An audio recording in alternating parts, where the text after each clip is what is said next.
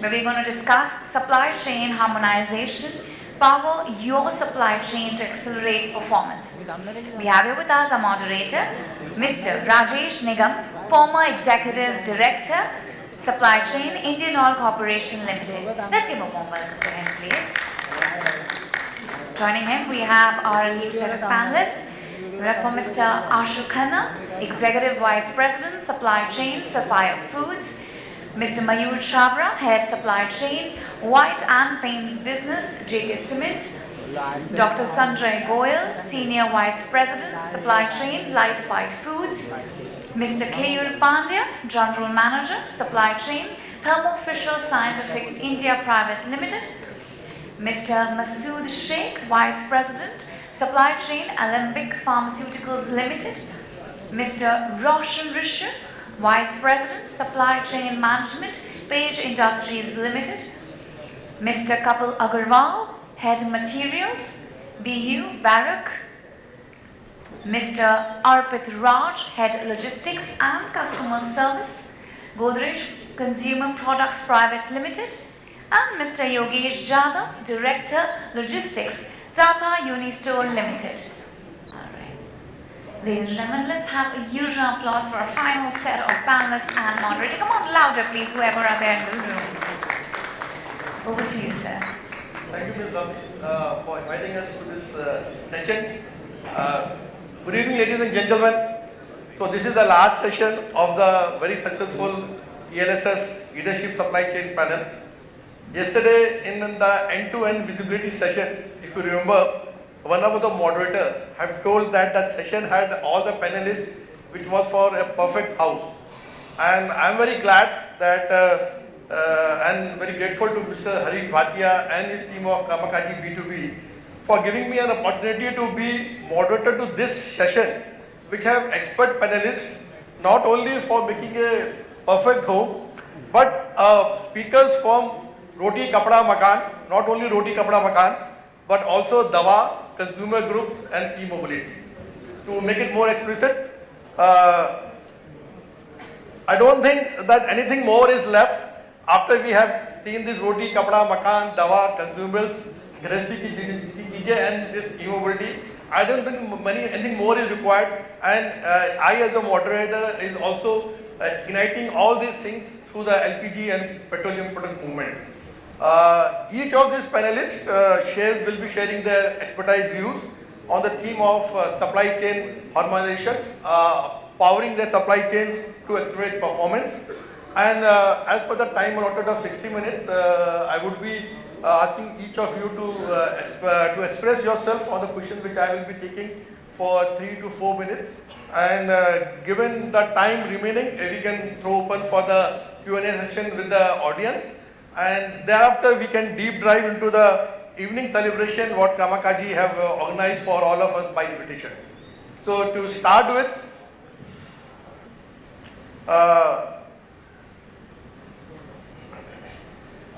to fulfill the needs of that from food and beverage industries, we have Mr. Ashu Khanna, Executive Vice President, Supply Chain from Sapphire Foods, who manages the international brands of KFC, Pizza Hut, Taco Bell, with Sapphire tagline of happy employees create a happy environment for happy customers. With over 28 years of experience, Mr. Ashu has earlier worked with Marico and Cadbury and is proud to lead the supply chain transformation project at Marico. Welcome, Mr. Ashu. Next to the food and beverage industries, we have Mr. Dr. Sanjay Goyal, Senior Vice President Supply Chain from Lite and Bike Foods, who manages the national brand of Punjab Grill, Yumi, Street Fruit, Asia 11 and Hans Kitchen. An innovative combination of traditional and as well as new age food and beverages has created a very strong connect throughout the country. Mr. Goyal, over 25 years of experience, had earlier worked with Del Monte, mainland China, Oberoi Groups of Hotel, and been recently appointed as co-chairman of the National Council of Tourism and Hospitality. From the clothing industry, apparel industry, we have Mr. Yogesh Jadhav, Director Logistics, Tata Unistore, who manages a very successful e-commerce platform brand of Tata Click, offering consumers a new shopping experience in fashion apparel, electronics, footwear and beauty accessories with a dedicated, curated, authentic and exclusive products for customers with impeccable taste. Mr. Yogesh, over 20 years of plus experience in managing supply chain in e-commerce industries and have worked with Amazon. He loves challenging the status quo and look at constantly improving and raising the bar through cross-functional leadership. Then we have Mr. Raushan Rishi, Vice President, Supply Chain Management, Page Industries. At Page Industries, Mr. Raushan manages the delivery of international brands of Jockey and Speedo with tremendous increasing spread across the country. Mr. Rishi is a supply chain professional having extensive experience of more than 19 years in implementing organization plans and policies and earlier worked with Johnson & Johnson. From the housing industry, we have Mr. Mayur, Chhabra, head supply chain, head of white and paint business of JK Cement. He manages to fulfill the needs to make a perfect home of your dreams, having a brand tagline of Desh Ka Suraksha. With over 20 years of experience, had earlier worked for more than 17 years with Hindustan Lever, Nestle, Britannia, Delmont, and now with more than 2 years in JK Cement. He is also a proud recipient of 40 under 40 supply chain super achiever award. Congratulations, Mr. Mayur. Then from the daily consumer needs, roti kapda makan ho gaya, then daily consumer needs, Mr. Arpit Raj, head logistics customer service, Godrej Consumer Product Private Limited. He manages the supply chain of Godrej signature household consumer products so that it reaches to each and every home pan-India with a Godrej tagline of bringing the goodness of health and beauty to consumers in emerging markets. Mr. Arpit, a young dynamic professional with over more than 10 years of his association with Godrej, have been a consistent recipient of awards in his domain for last couple of years. He is as the best sales support manager and best supply chain excellence award for last couple of years. Then from the pharma industry, the Dawa industry, Mr. Pramod Bhosle, head warehouse and exim operations, Novartis. I think he would be on his way to this session. And then we have Mr. Masud Shaikh, Vice President Supply Chain, Alembic Pharmaceuticals Limited. Mr. Masud is a veteran of pharma supply chain industry with his association with Alembic, having received numerous awards including the prestigious Pharma Supply Chain Manager Award. Alembic, as you know, is a 114 years company, have a product synonymous to the entire therapy segment. Glycodane is the oldest cough syrup in the country, and Althrocin became the top selling brand in India, establishing Alembic leadership in the market. Alembic believes in collaboration, relationship strength, growth and stories. You will hear more of that. Then we have Mr. Keyur General Manager Supply Chain, Thermo Fisher Scientific India Private Limited. He manages the needs to meet the cold storage equipment needs of pharma laboratories, hospitals and research institutes. Mr. Keyur is a customer-centric leader with experience across diverse industry verticals, safety and people processes. And last, we have Mr. Kapil Agrawal, head materials from the e-mobility industry, BV Varroc. Varroc, a global technology manufacturing automobile component company for providing safe, smart and sustainable future mobility solutions to two-wheeler mobility, lighting and driver assistance. Mr. Kapil, a goal-oriented professional with 2 decades of experience in robot and international experience across Asia, South Asia and Europe. Varroc believes that a team always has a common identity irrespective of differences in culture, country, race and creed. Or gender, I'm sorry. So let us start with this in an order of food, clothes, housing, consumer products, pharma and mobility. My first question to Mr. Ashu Khanna is India, where the culture and eating habits, food preferences are so diversified. What are the key challenges to operate a supply chain for the quick service restaurant industry of these 3 international brands in India? That's number 1 question. The second would be, you being a transformational leader, what are some of the transformational projects you have done to accelerate the performance of the supply chain? What do you start? Yeah, thank you. So, like all of you know, I think QSR is an emerging industry in the country, and the biggest challenge for us is agility in the supply chain. Unlike distribution-led supply chains of FMCG or consumer durables, which hold inventory through different nodes of the supply chain, the QSR industry, really there is hardly any inventory. So the supply chain teams are working towards making the supply chain as agile as possible, so that the time between farm to store keeps on reducing. The other challenge that this kind of an industry has is shelf life. So products that you eat at a KFC or a Pizza Hut, the fresh products have a shelf life of not more than 3 to 5 days maximum.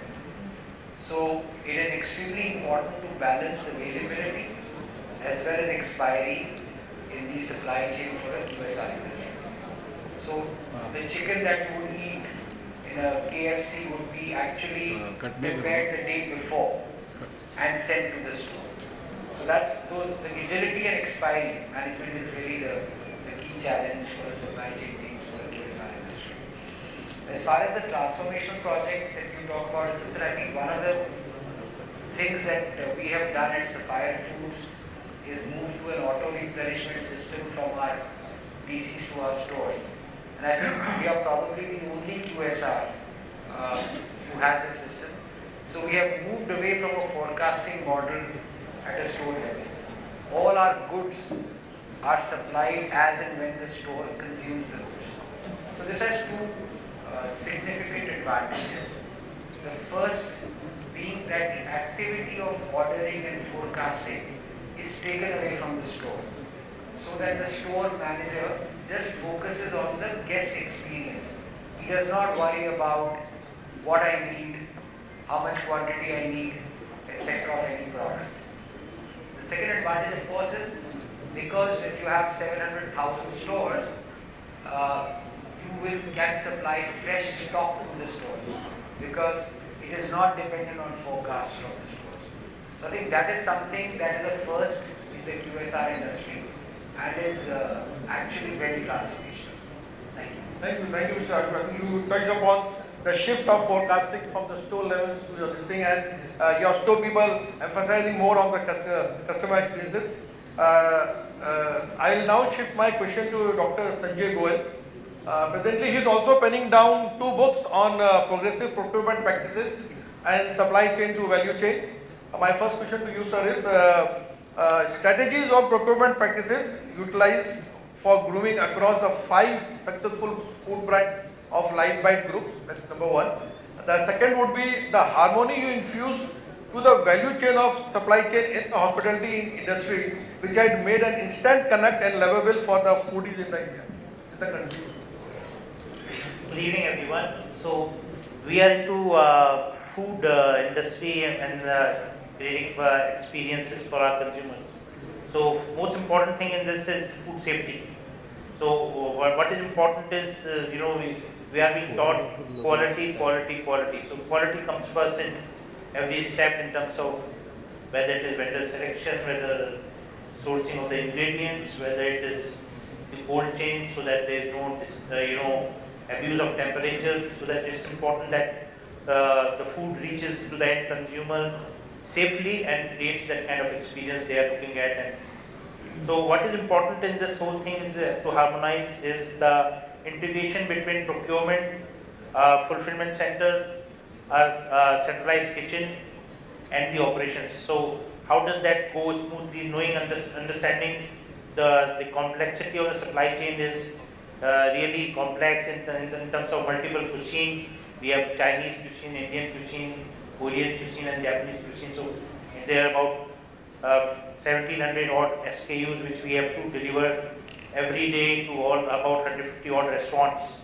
So what is most important is to integrate all these segment between procurement, fulfillment center.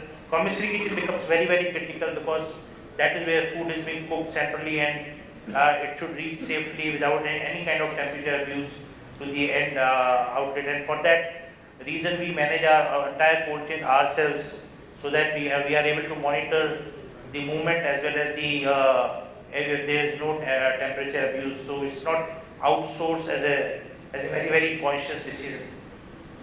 So these are the few thoughts in terms of how effectively we are managing our supply chain and harmonizing the entire process from procurement to end so that the end consumer gets the right kind of experience they are paying for. Thank you, Dr. Goyal. I think the takeaways from your this thing is food safety, quality, vendor selections and integrations of SKU. Those are the most important thing in the food industry, and that is very well taken up by your group. We then come to the Mr. Yogesh Jadhav. Would like to with Tata Click have been built on the cultural pillars of customer and data obsession. I would like to share your endeavor in building a digital platform for end-to-end visibility of your e-commerce customers' joy and its reach. And the second would be cross-functional leadership challenges in bringing harmony among various categories, like we have got categories of fashion, apparel, electronics, footwear and beauty accessories, for achieving targets and even pushing it more further to bring out true potential and capacities of your assets for future. Sure, thank you. Thank you for the question. Good evening, everyone. So at Tata Click, what we look at or what we do is we think of the customer and work backwards. I think that's the best way of handling any customer expectation. When we do that, easy said than done. The question that we ask ourselves is what we refer as a WIFM factor. What's in for me, right? So just to give an example, one of the when we talk about end-to-end journey of a product, a customer is, with all the social media apps and everything, the attention span of a customer is very small, right? If he doesn't, at the time when he's browsing a particular product or is looking for, if he doesn't get what he wants, he's going to move into another app or he's going to move into something else. Even if he likes the product, that availability, quick checkout, all of these things come into picture. Now what we do is, while all our other teams would have their internal metrics, we go on a top to bottom approach. What we target is what we call as a perfect order and a perfect return.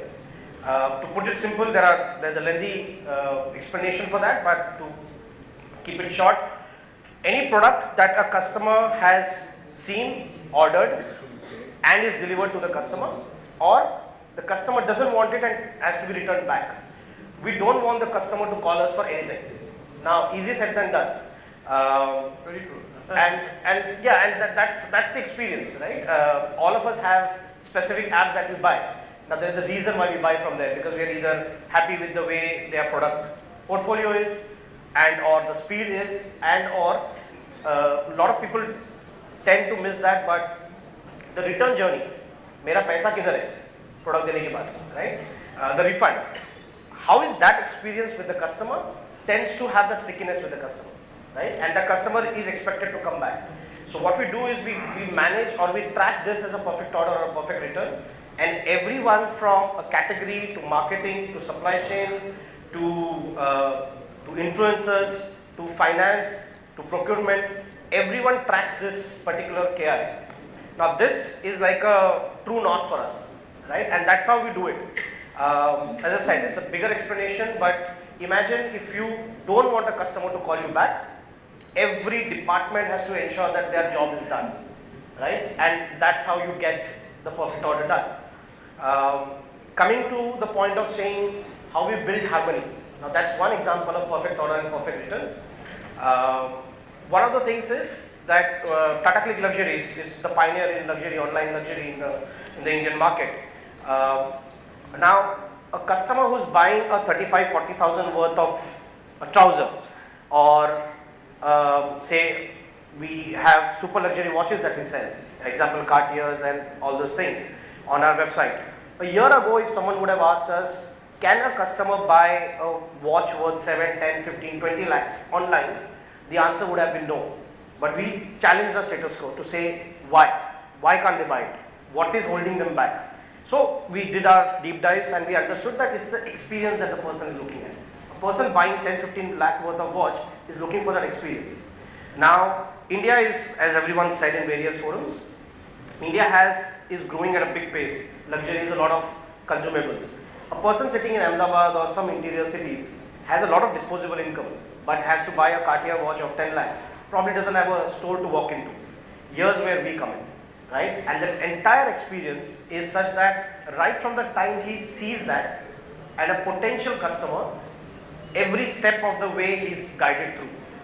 To an extent, and it's not a sale, it is just about telling him, hey, here's another product that we have, choice is yours, how do you want to do it, so on and so forth. Now imagine you buying a 10 lakh rupees worth of watch, you get a smart guy or a girl, well dressed up, with white gloves, coming to your house. Yeah, that's what I was going to ask, how you bring that, you bring the physical feeling of your e-commerce platform. Absolutely. At such a high value products. Absolutely. So a person well dressed, as all people here, comes in, is absolutely fluent in English, Hindi or the local language there, comes in, is wearing a white glove, is completely properly dressed, comes in front of you, he lays out a satin cloth in front of you, opens the product, sits there, talks to you about the product, gives you a little bit of history of the product. Now that is where the connect happens. Now if the person says, I still have questions, fine. He'll just do a video call with the assisted sales service, set up and say, sir, whatever questions that you have, here's a person who's there to help you. Now, that's the experience that a person is looking at. Cartier watch is available in the market. I mean, you can walk into a store, spend money, take it.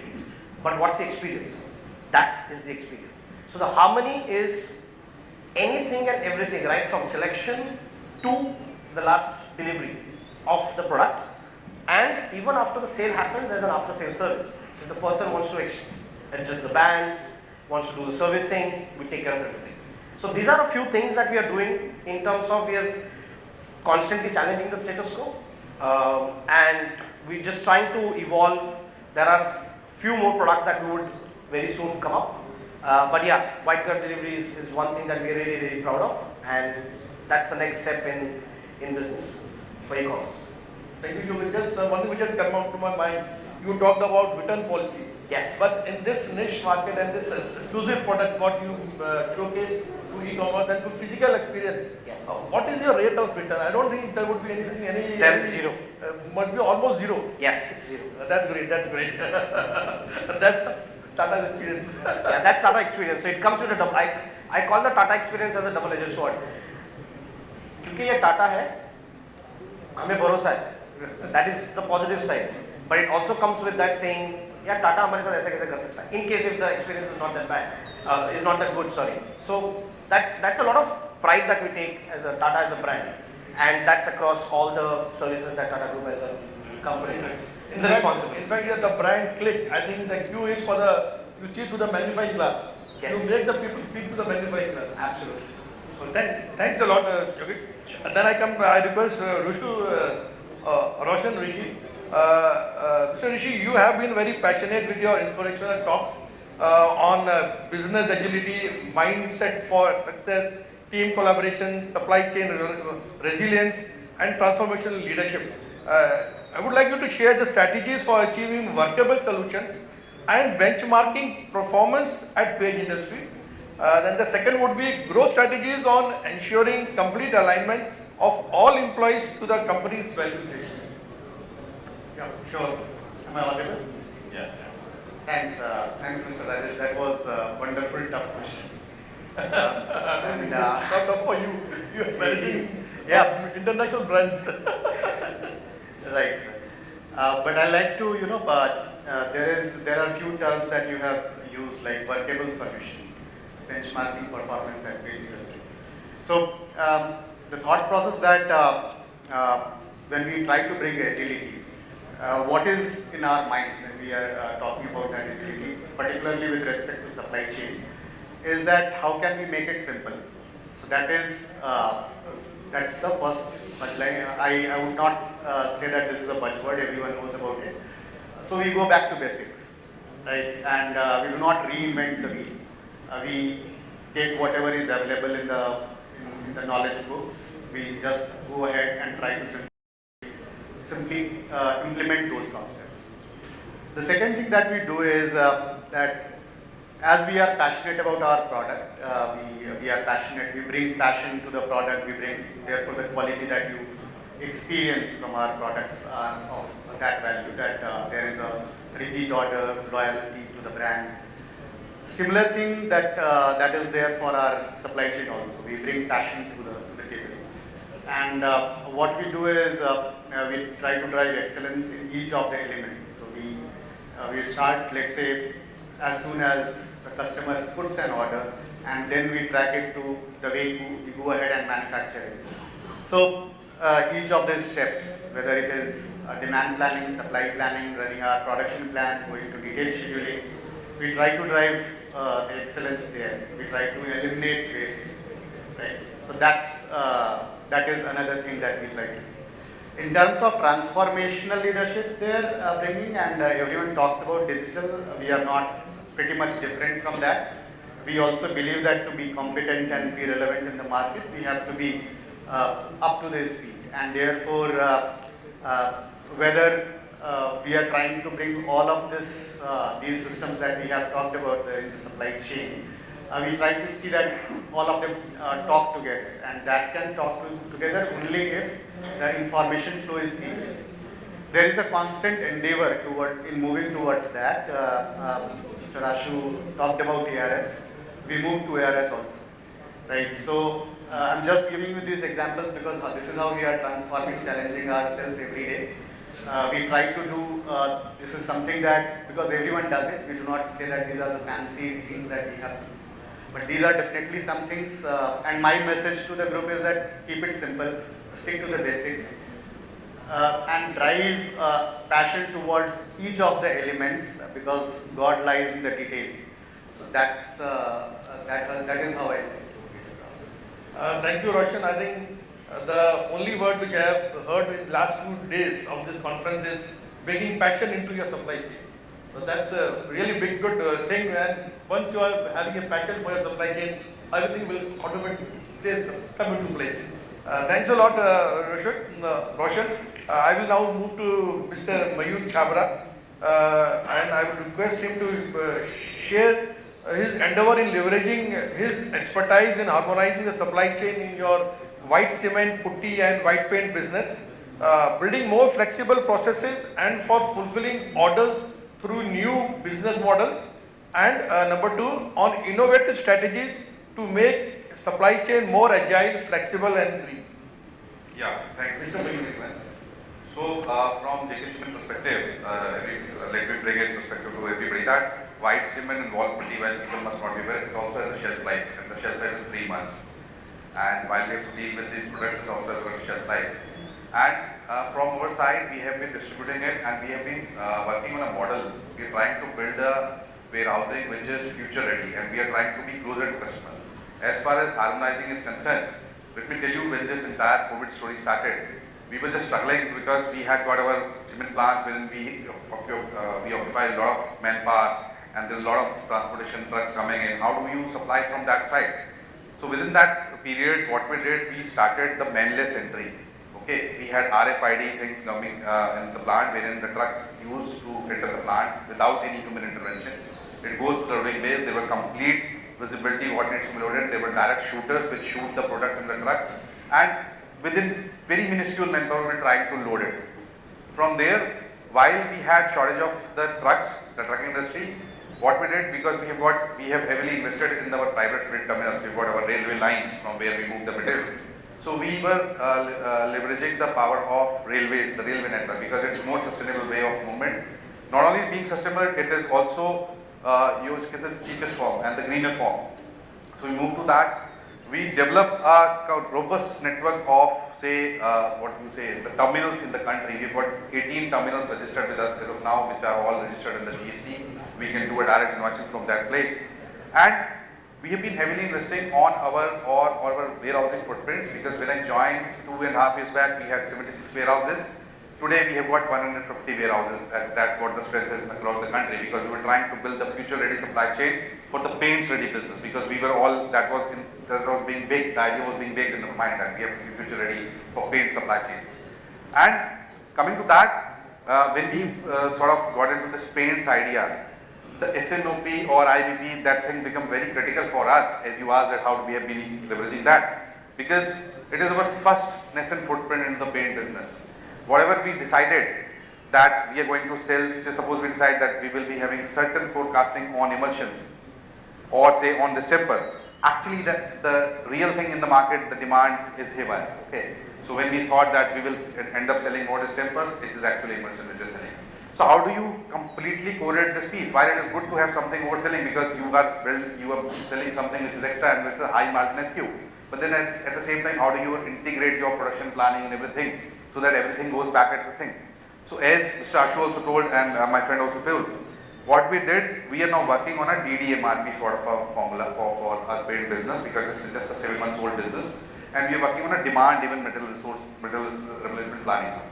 So we are doing a deep dive into the system, and we're just checking the demand forecast, how it is happening, how the market is behaving, and every week, not only we are conducting the SNOP meetings, which is once in a month, but we are also conducting the SNOE meeting, which is a weekly dipstick of the market demand, how the things have been moving. Suppose I get a trigger that my emulsion is selling, or my distemper is doing a low selling, or my enamel sales looks to be going up. We just triggered that communication back to our plant. So in this current VUCA world, and it has been, I think it must be coming across almost all the discussions which we have, that's a VUCA world for supply chain. And post-COVID, we have been working in a complete agile environment. How do you bring that agility into supply chain? So I think the communication part is the best. That has to be very robust part, that has to be your strength. So if you are able to communicate back on time, if you are able to integrate your say market demand with your warehousing strategies, with your production planning, and with your raw material planning, I think that is how we are trying to integrate this piece. While we are very new into this segment, because moving from a 50-60 SKUs to a plethora of 1100 SKUs is a new segment for us. But since I have a pedigree of working in FMCG for over 18-19 years, so I've been using all my knowledge into that field, and we are trying to build a very robust supply chain. We are also working on some say automation piece, wherein we are in talks with certain partners who can help us in terms of the IBB, because SNOPs or say the forecasting is no more existent, as Mr. Ashu also told, because it's a customer is a king. Whatever he is speaking, I have to give that feedback back to my factory. We're trying to integrate everything, and that's how we have been working at JK Cement and the paints. Thank you. I think what you talked about mostly on, which is most important, is the communication between the verticals, and that is what the cross-functional capabilities are there, which drive to a common platform of achieving the more higher goals. So now I will just ask Mr. Arpit Raj. I would request you to know from your success story in the success story journey in order to cash and optimization of finished good journey for the whole primary and secondary supply chain distribution. Yeah. So I think in terms of the success part which ECPL has had, I think there are two parts to it, and I heard a lot of the panel speak about DRS. Some of them, the panelists spoke about the DDMRP logic. I think broadly the idea is that the data availability part of it, specifically in the FMCG, as in the case of e-commerce and various consumer-centric organizations have happened, is that the availability to data has increased. And the way we have gone about doing that is that even if we consider the demand planning and the SNOP part of it, there are a lot of noise as and when the data increases, the noise in the data increases a lot. So you make a lot of approximations when you have an access to a certain amount of data. And we have seen that in Godrej is that usually whenever we have gone overboard on the data part, essentially we have earned our way out into whatever we have wanted to achieve. So if you want to do much more robust forecasting, essentially what you would want to do is get your master data correct, get your database correct, and do it on 3 or 4 top parameters rather than incorporating 20 parameters which would incorporate Nielsen data, which would incorporate temperature, humidity data, which would incorporate market shares, and essentially the kind of forecasting that you would get at the end of it would be dependent on the quality of each of these data points. So what we've looked at is dividing it into 2 buckets. One of it is in tactical, which is saying that what you need to do now and what you need to do every day on a day-to-day level, and can the organization help in establishing some sort of a system to enable that. So one such example was order management, which was said that distributor orders every day manually to the CNFA receives it over calls, over mails, and then they service it significantly. The person from Tata Click highlighted about returns. I would like, as a customer to majority of the e-coms, I would say that we are also bothered about a lot of returns that we get from the e-com chains because of the majority of concerns about the pack not being correct, the fill rate not being correct, and all these data points essentially are captured as a recurring activity. So what we have looked at is trying to divide it, saying that if it is a daily activity, why don't you put a system in place which can take care of this activity and ensure that the ordering is based on the correct data. The other part of it is on the strategic part, which we mentioned about how do we optimize the primary part, the secondary logistics cost. In FMCG, I believe that availability is king, in terms of that if your product is not available, you would not essentially wait for another day to buy a soap, or would shift from Goodnight to any other brand. So availability for us is paramount. Essentially what we have also looked at is how do we maintain that thin balance of availability versus inventory.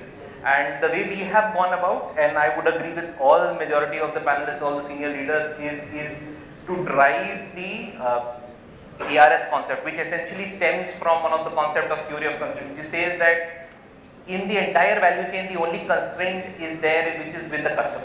The customer drives the constraint, the customer is something which drives the entire value. So a part of it we have incorporated. I would not say that GCPL has been incorporating it through up to the vendor point, but essentially the front end of our supply chain drives from that agenda, which says that even if you have not forecasted, if the customer is buying, supply. So I think that has helped us at least gather a much more customer-centric approach and ensure that in products, in NPDs, specifically during COVID, wherein there's a lot of turmoil in the customer sentiments in the category itself, you can quickly ramp up your production, supply to the customer, and when he is not using, how can you quickly ramp it down? So I think these are 2 aspects that has gone hand to hand and helped us significantly.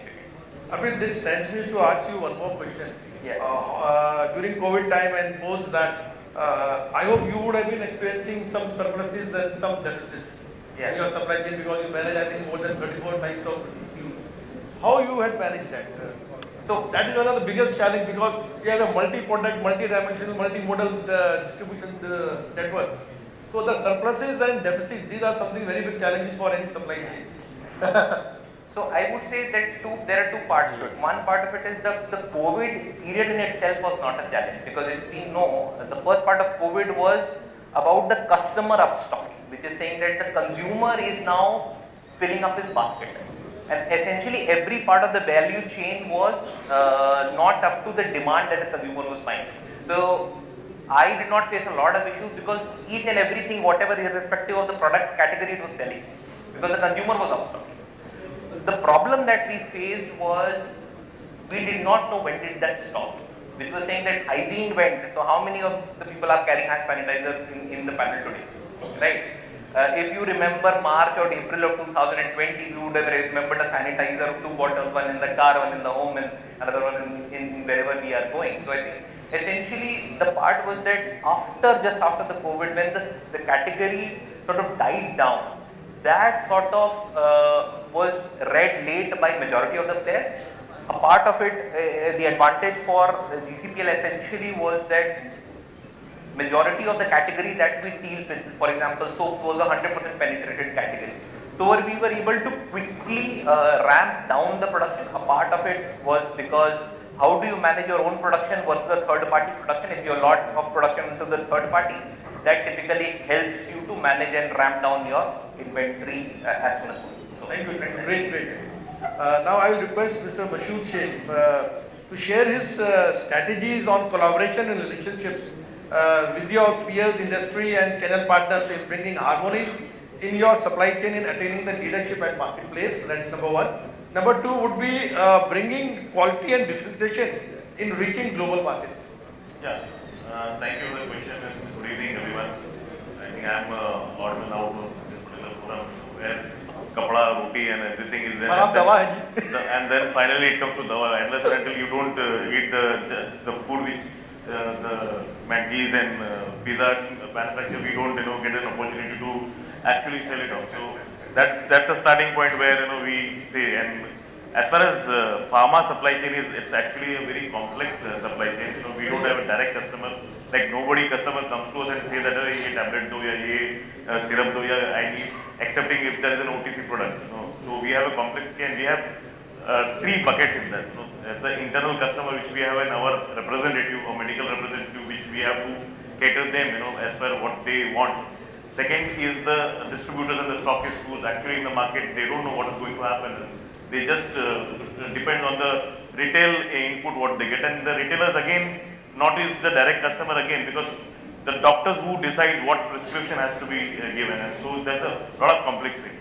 But how can a supply chain in pharma industry collaborate all these things and ensure that we are leading into this industry? Is basically how can we have a clear communication in the field, wherever. For example, if my MR knows that what product I am going to produce and how much I am going to give him, what is his target and when it is going to reach to him, to his market, that's one particular part of that. Second is how can I ensure that my stockist is filled with all the product which is actually in demand, which has been prescribed by the respective doctors in his area, and which is, it's not one, two product, it's almost around 500, 600 products and across the therapy. The third part is that how doctors actually have been engaged, what kind of strategy you implement to engage them. And since a lot of talk has been made of COVID, now COVID made us actually a very important part of the supply chain for a pharma industry, for example. That was an opportunity for all of us, all the pharma guys, to come into a limelight, saying that particular time was there where everyone was looking at the pharma industry. And that advantage what we took, maybe that shook us up, by making us more and more strategy. I'll just quote an example that when everything was shut, the pharma industry logistics and the pharma availability was happening across the country. Even when my MRs, who's actually convincing the doctors for a prescription, he was at home. Yet the supply chain of Alembic, we went up to the doctor level by giving them the essential things which they needed. Maybe an azithromycin, maybe a mask, maybe a sanitizer, when he was not being able to procure. So that engagement which we did with the doctor actually gave us an upper hand in that particular time when it was a COVID time. So that was one particular aspect of EA. Secondly, if you remember the spurt which happened suddenly, for a product which you have not named us, our main product is azithromycin. That was altrucin. So azithromycin. So azithromycin was a lot of in demand, and suddenly right from X amount it went to 300X, particularly that kind of thing. And catering that demand was really difficult at that time, when even the major product which comes from China and the cost started from the China itself. So bringing raw materials and API from China was really difficult. But then our supply chain head and our supply chain team, they predicted this well in advance when it started on the first month. Somewhere in October, November, it just came, the news was there into the market saying that something is happening in China, and so we were very much aware that this is going to disrupt the entire supply chain. We made it advance in such a manner that the entire supply of the product, across the country, raw material was procured well in advance. Even if my inventory could have been 90 days, 120 days, nobody bothered saying that, first you get the material. And that made a change, and that was where the entire supply chain of Alembic and the supply of Alembic was 99.9% at that time. I think that calls for a big round of applause for Alembic. I just took another 5 to 10 minutes back. We have two more panelists. Now I will request Mr. Keyur to share his success story in Thermo Fisher, order fulfillment and customer service with a measure of success as customer delight. And the second would be planning and redesigning the warehouse and distribution infrastructure, including those assets lying unutilized for meeting future business requirement to achieve best in class for Thermo Fisher. So thank you so much. So I think most of our panel members did speak about supply chain agility, but I'll just take a step back and just ask you, why do we need to prepare our supply chain or make it future ready? And the simple answer to that is the Indian economy is growing, and if Indian economy has to grow from 3 trillion to 5 trillion, it is the volume which is going to be the highest growth, right? Between a volume and a price, it's volume that's going to grow. Now, if the volume is going to grow by 2027, how do supply chain be future ready? That's the key aspect. And to that, when we look at the overall processes of supply chain, so we speak about data science, we speak about a lot of IT enablement, digitalization, but to my mind, unless and until we focus on the processes and make the processes robust, we will not be able to apply any tools. Because what I've seen is, we may have a lot of tools which can give us data, but unless the processes are robust, it will not give us the right result. For example, when we deal with spare parts, what we have done is that we have make to order and make to stock categories. When we have certain set of materials which are available in the warehouse, and certain set of materials which can be ordered only once we get a firm order. But does the customer bother for that? The answer is no. The customer wants all the material together. So that's where we apply a data science model to see that what is the mean time between failure, right? But before applying that, we had to put our processes in place. We had to have a robust SNOP, we had to have a robust database, we had to have our master data correction done, and only then we were able to get to that level. So that's the aspect that one needs to keep in mind. The second aspect is that when we talk about supply chain and future ready supply chain, how can we convert our supply chain from a cost center to a profit center? Because gone are those days when supply chain will be seen as a cost center. And if you see post-COVID, I think when we look at news articles, supply chain is the highest spoken word that I have heard after COVID. Before COVID, there were very few people talking about supply chain. But post-COVID, all of us and a lot of governments have also realized that supply chain plays a very important role, and they are the value creators. And that's where the entire value chain comes into picture. So from that perspective, it is very important that we focus on creating value for the customer, keeping the customer at the center, and how can supply chain actually start creating profits. Thank you, Mr. Kapil. Now I will request Mr. Kapil Agrawal, with your aspirations to always make a highly collaborative environment to develop and manage high team performance. What are your strategies for that? So this is basically improving the complete supply chain in terms of the transformation. The idea was that we have changed from product-centric to customer-centric approach. In this case, we have mapped the complete supply chain right from the sourcing till the time final product reaches the customer. So what we have done the master data correction, process improvement, system improvement, not only in one part but almost all the field of supply chain. So in which a lot of collaboration has been done with the suppliers, especially which is help us to making the customer requirement, and we meeting the example spare part fulfillment requirement, and lot of automation has been also done as a part of the BI tools. Apart from this, we have also made a people management team which understand the supplier pain point and work together as a collaboration approach, as a sort of a business partner relationship. So understanding the customer need and work backwards, how we can meet the customer requirement. So it's basically customer centric approach. So all the pain points we have drilled down and working together within the internal stakeholders plus the working with the external stakeholders to seamless our supply chain. So this was done as a part of the recent development as the organization. Thank you, Kapil. So I think we are running short of the time. I will like to close the. Okay. Thanks a lot. Thanks a lot. Okay. Thanks a lot. So I think you had heard the pioneers, the experts of roti, kapda, makan, dawa, and e-mobility here. I would like to say one thing. I will take this forum as an opportunity for myself because I have been in petroleum supply chain for around 36 years, and I've been instrumental in various optimization of supply chain, schedulers and digital platform. Now the Indian Oil supply chain is on a digital platform. Earlier we used to do on around 15 years back, we used to have a phone calls, then we had Excels, then we had Yahoo, then we have WhatsApp. Now we do on a mobile. So the whole supply chain of managing around 90 million tons of product through various multimodal modes of rail, pipeline or postal we do through a mobile app, which is digital. Yesterday I was hearing what digital is. Digital is one thing which will make you the visibility of end to end.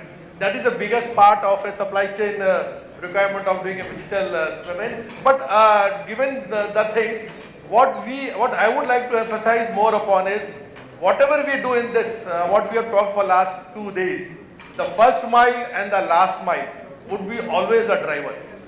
And they are the, I think to me, they are the most important part of our supply chain. And the plight of drivers, what we have today, they get a salary of not more than 12 to 15,000 rupees. And that's very, very pathetic. And they drive your supply chain, they drive your product, they make you reach, they make your raw materials, your transportation, your product reach the markets. And as a return to them, because when we have children in our family, we immediately go for insurances. We try to take the insurance to have a cover a better future of our children. Why not we extend that for the extended, take these drivers as our extended family members and take the insurance covers for them. We have two very good insurance scheme by Government of India. One is Pradhan Mantri Jeevan Jyoti Bima Yojana, insurance cover of 2 lakhs to the beneficiary for any accident death cover for age of 18 to 15 years. And we have the second Pradhan Mantri Suraksha Bima Yojana for any accident or death for 1 lakh rupees for partial disability and 2 lakh rupees for accidents. At least we can, and that is at a cost of what, 12 rupees per annum for each person. So let us see that we take these drivers, we put insurance covers to these drivers and make them at least secure from the family point of view. Now many of them would have already been done, and we do it because nowadays when we move the product, it is on the rate contract, rupees per kg or rupees per truck. So the bidding or the vendor management of transportation is to rate per truck or rate per kg. So one would say, why I will take care of that? And you would have built now, there is no government regulation, no statutory regulation of having this insurance cover or a minimum wages for a driver. But from your side, as a supply chain fraternity, and when we are moving so much of product, and then we are having a 15% logistic in our GDP, why can't we have this covers for the driver? And to say, suppose you have it even in the place. I have seen in our oil companies and many other companies, we have made it compulsory that all the drivers, we have around 80,000 trucks moving pan-India every day. Similarly, was for my partner from Hindustan Petroleum, of Bharat Petroleum, even Reliance and Niara. But then, what more important is, suppose the accident happens, nobody takes care whether he gets the insurance cover or not. To me, the biggest happiness to me would be that I, as a location in charge, I as a head of the supply chain, ensure that if one of my driver dies, within 1 month I ensure that he gets his due of insurance cover. Now what will that happen? That will give a very big message to his family, to the fraternity of drivers, and that in turn will bring lot of loyalties, lot of returns to your supply chain. So this forum, Harish, I would like to take this opportunity to request all my fraternities from supply chain who have assembled here for last 2 days, almost more than 800 to 1,000 people are here there. Please try to take care of your driver community who boosts your supply chain. To this, I would like to end my session. If there are any question and answers from your end, we will be happy to take that. Yes.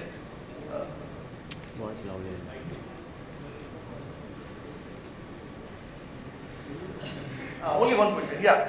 I have an order for my madam from the MC that you have taken only one question. Yes, sir. Yeah, this question is to Mr. Ashu Khanna. Sir, you are in a very interesting industry, the Keyur. So, as you have rightly told that the store manager who is monitoring your kiosk, he doesn't have to worry about the assets. So that is already taken care in the back end and all. So, I mean, for you, there is always not only for you, for all QSers, there is a tussle between the rising cost and achieving the economies of scale. So, like cost in the sense of rentals, labor, and all those things, different areas coming. So, in the supply chain, what are the cost management specific strategies? If you can just tell one or two that you have executed successfully, I'll really appreciate it. Thank you. Thank you. So I'll give you, so there are three facets of supply chain, which is procurement, planning and distribution. So on the procurement side, obviously there are two or three things that we do.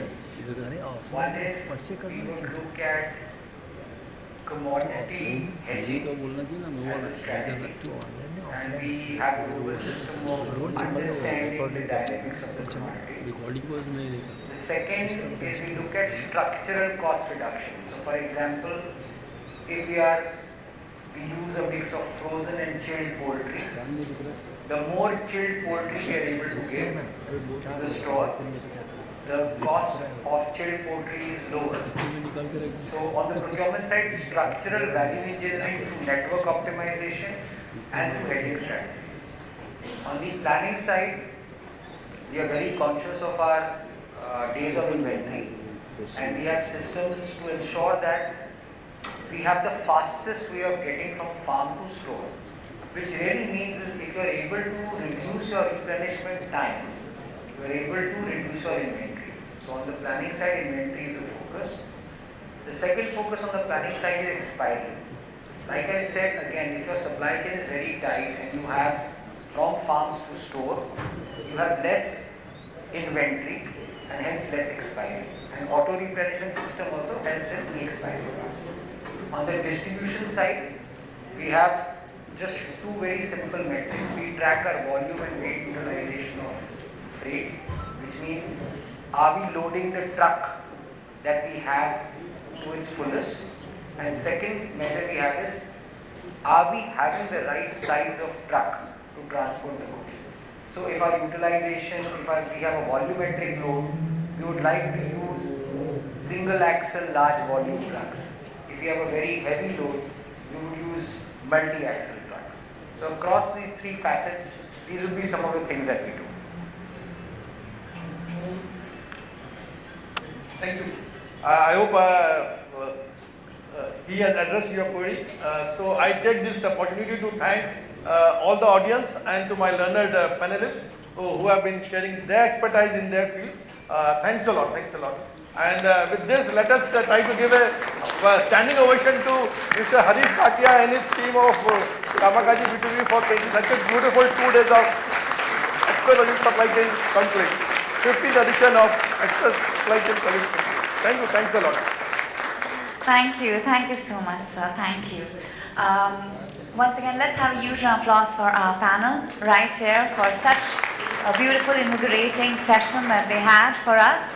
After the group photo op, I request our moderator, sir, to please distribute the mementos.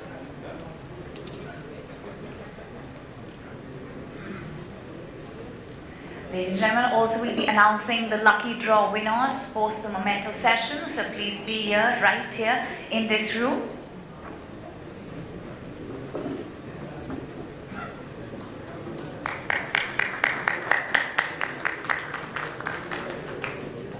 Thank you so much for your valuable time, all the panelists.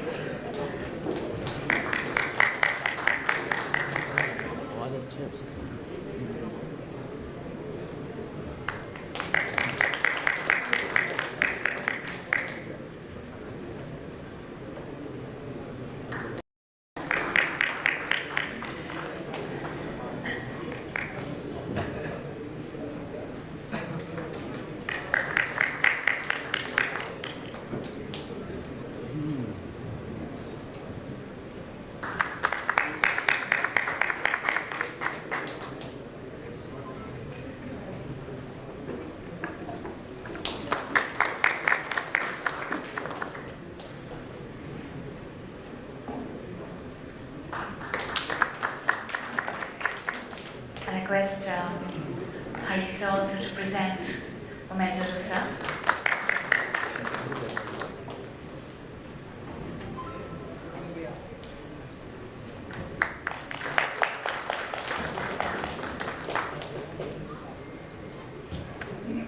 Thank you so much.